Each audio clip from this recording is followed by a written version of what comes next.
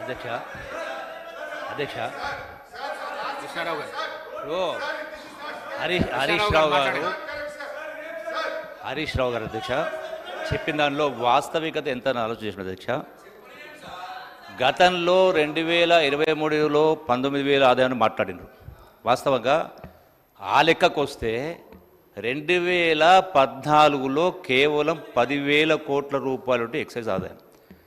చివరి సంవత్సరం 2023-24 చూస్తే అధ్యక్ష 34,000 వాళ్ళ ప్రభుత్వ హయాంలో చివరి సంవత్సరము ఆదాయము 34,869 కోట్ల రూపాయలు ఆదాయం వచ్చింది అధ్యక్ష. అదనంగా కూర్చోండి అధ్యక్ష అదనంగా చూపించిన ఆదాయం ఏది ఉందో అధ్యక్ష, ఇది రేట్లు పెంచు కాదు అధ్యక్ష. పిల్ఫరేజెస్ టెక్నాలజీ యూజ్ చేసి అక్రమంగా కావచ్చు, అక్రమంగా ఇక్కడి నుంచి ఇతర రాష్ట్రాలకు వచ్చి ఇక్కడ రావడం కాదు, వచ్చేటువంటి దానిలో టెక్నాలజీని యూజ్ చేసి పిల్ఫరేజ్ తగ్గించి రాష్ట్ర ఆదాయం పెంచు అధ్యక్ష. రేట్లు పెంచు, బెల్ట్ షాపులు పెంచు కాదు అధ్యక్ష. ఈ వాస్తవాన్ని గ్రహించాలని కోరుతా ఉన్నా అధ్యక్ష. సార్ గౌరవ స్పీకర్ గారు ఒక్క సబ్మిషన్ సార్. హరీష్ రావు గారు మీరేమన్నారు? సబ్జెక్ట్ వచ్చినప్పుడు ఆ కన్సల్ట్ మినిస్టర్ మాట్లాడడానికి అవకాశం ఉన్నదండి. మీ లెక్కల ప్రకారము వారిచ్చే సమాధానాన్ని మీరు కూడా వినాలి. వివేకానంద గారు మీరు సభా సమయాన్ని వృధా చేయొద్దు ప్లీజ్. అంత జోష్కు రాకండి మీరు ప్లీజ్. హరీష్ రావు గారు సార్.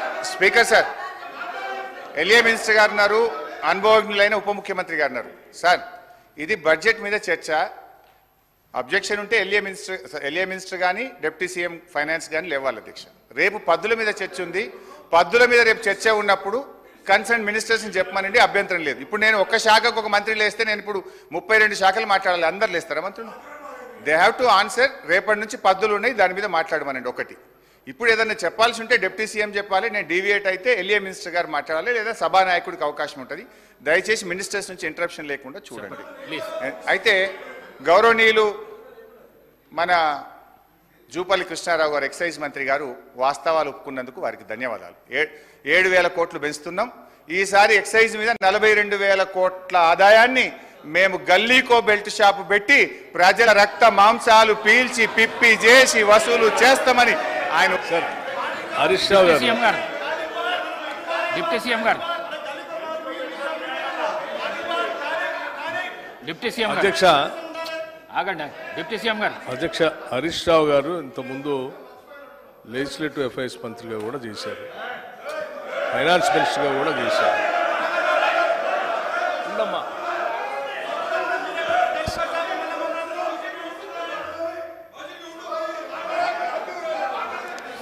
సభలో ఇవాళ 10 సంవత్సరాలు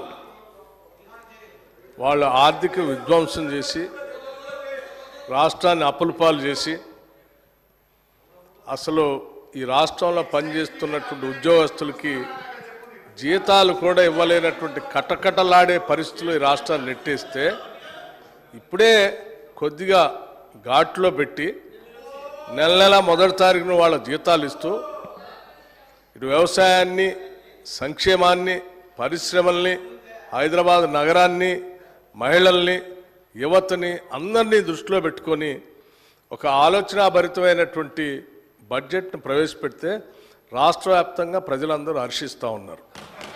కానీ హరీష్ రావు గారు ఒక్కడికి మాత్రం చాలా కంటగింపుగా ఉంది అధ్యక్ష.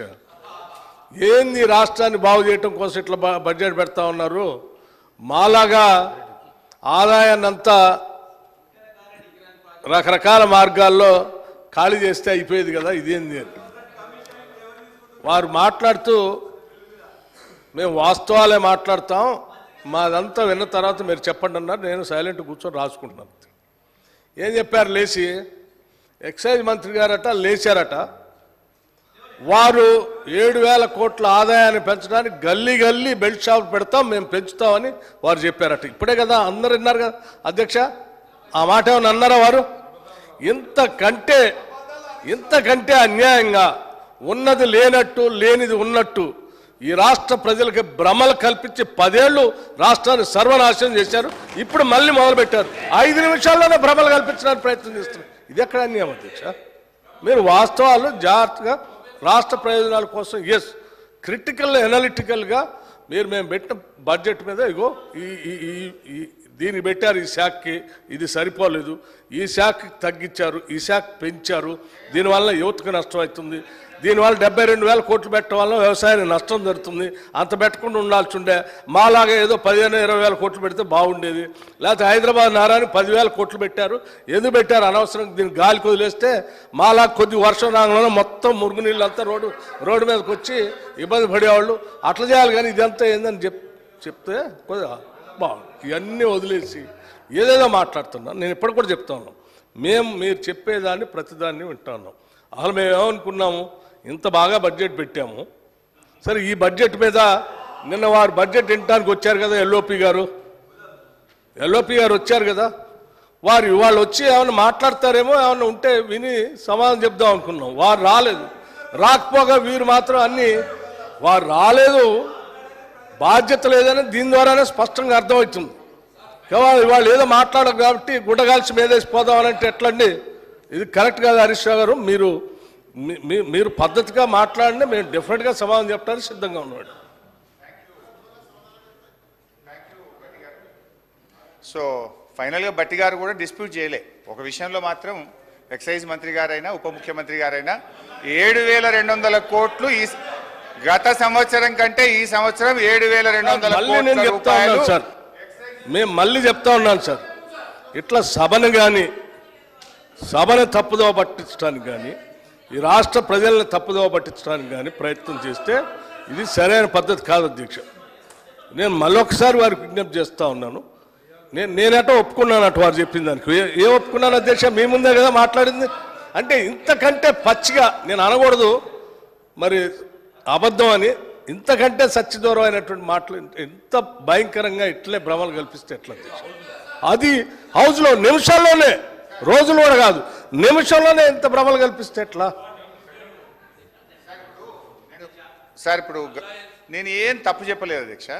పోయిన ఆర్థిక సంవత్సరం కంటే ఈ ఆర్థిక సంవత్సరం ఎక్సైజ్ మీద 7,200 కోట్ల రూపాయల ఆదాయం పెరుగుతుంది.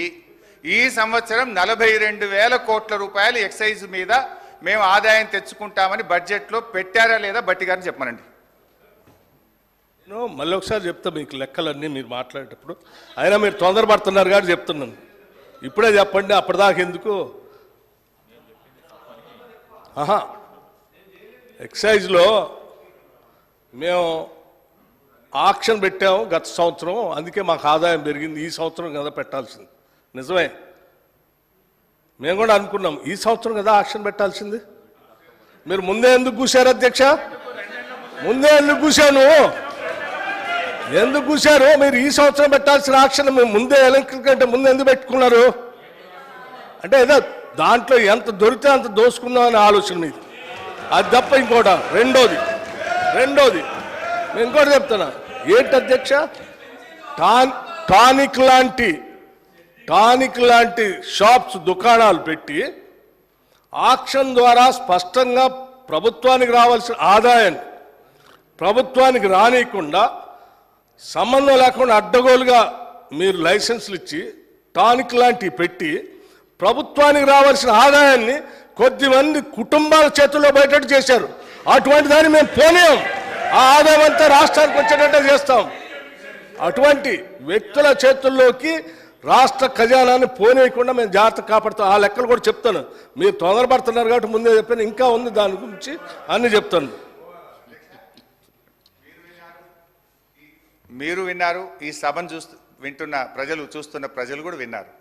నేను చెప్పిన 42,000 కోట్లు ఎక్సైజ్ మీద ఆదాయం పెంచుకుంటున్నారు, గత సంవత్సరం కంటే 7,200 కోట్లు పెంచుతున్నారు అనే దాన్ని డిస్ప్యూట్ చేయలేదు. నేను చెప్పింది నిజం. అయితే వారు కొన్ని స్వీపింగ్ రిమార్క్స్ చేసినారు. మేము ఏదైనా తప్పు చేస్తే మీరు ప్రభుత్వంలో ఉన్నారు, ఎంక్వైరీ వేయండి, చర్యలు తీసుకోండి, యూఆర్ ఎట్ లిబర్టీ. కానీ బాధ కలిగే అంశం ఏంటంటే గౌరవనీయులైనటువంటి మన సభానాయకులు సభలో లేరు. గతంలో మా మీద ఆరోపణలు చేశారు, తెలంగాణ బెల్ట్ షాపులు తెలంగాణ అయిందని, బొందలగడ్డ తెలంగాణ అయిందని వీళ్ళు మాట్లాడారు. మరి ఇప్పుడు మీరు మద్యాన్ని నియంత్రించి బెల్ట్ షాపులు ఎత్తేస్తామని మీ ఎన్నికల మేనిఫెస్టోలో చెప్పారు. నిజంగా మద్యాన్ని నియంత్రిస్తే, బెల్ట్ షాపులు ఎత్తేస్తే ఆదాయం 42,000 కోట్లు ఎట్లొస్తుంది? అంటే మీరు బెల్ట్ షాపులు ఎత్తేస్తారా, గల్లీకి ఒక బెల్ట్ షాప్ పెడతారా, లేదు ఏ రకంగా ఆదాయం తెస్తారో గౌరవనీయులు ఆర్థిక మంత్రి గారు సమాధానం చెప్పేటప్పుడు చెప్పమనండి. నేనేమంటున్నా అంటే మీరు ఆదాయం పెరుగుతుంది అన్నారు, ఆ 7,000 కోట్ల రూపాయల ఆదాయం ఎట్లా పెరుగుతుందని ప్రభుత్వం భావిస్తున్నది, ఏ రూపంలో పెంచుకుంటారో మీ సమాధానంలో చెప్పండి. నేను బడ్జెట్లో చూశాను అధ్యక్ష, బడ్జెట్లో ఒక 2 విషయాలు చెప్పారు. బీర్ల మీద ఆదాయం 2,760 కోట్లు పోయిన సంవత్సరం బీర్ల మీద ఆదాయం వస్తే, ఈ సంవత్సరం బీర్ల మీద 3,500